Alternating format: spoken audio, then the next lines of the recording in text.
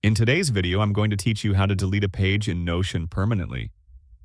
This walkthrough will guide you through the full process, from deleting a page in your workspace to making sure it is completely removed from the trash. Once you are logged into Notion, you'll see your pages listed in the sidebar or inside your workspace. Find the specific page that you want to delete. When you locate it, move your cursor over the page name and click the three dots beside it. This menu contains several options related to that page. From the menu, look toward the bottom and click the option that says Move to Trash. As soon as you do this, the page will be removed from your workspace. At this point, the page is no longer visible in your main view, but it has not been permanently deleted yet. Instead, it is stored in Notion's trash bin. This is useful because it gives you a chance to recover the page if you deleted it by mistake.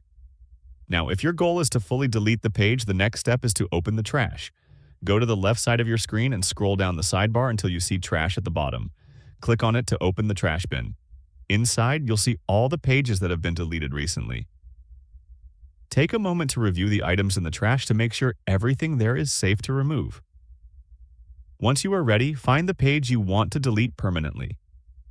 Click on it and then look for the trash icon. Clicking this icon will bring up the option to delete the page completely. Select Delete Page to confirm. After this action, the page will be permanently removed from your Notion account. This means it can no longer be recovered, so always double-check before confirming the deletion. This extra step helps prevent accidental data loss and keeps your workspace organized, and that's all there is to it. By moving a page to the trash and then deleting it from there, you can make sure it is fully removed from your Notion workspace. Keeping your trash clean can help maintain a more organized and efficient digital environment, especially if you work with a lot of pages. If you found this video helpful, let me know in the comments. Give it a like, subscribe to the channel, and don't forget to hit the notification bell.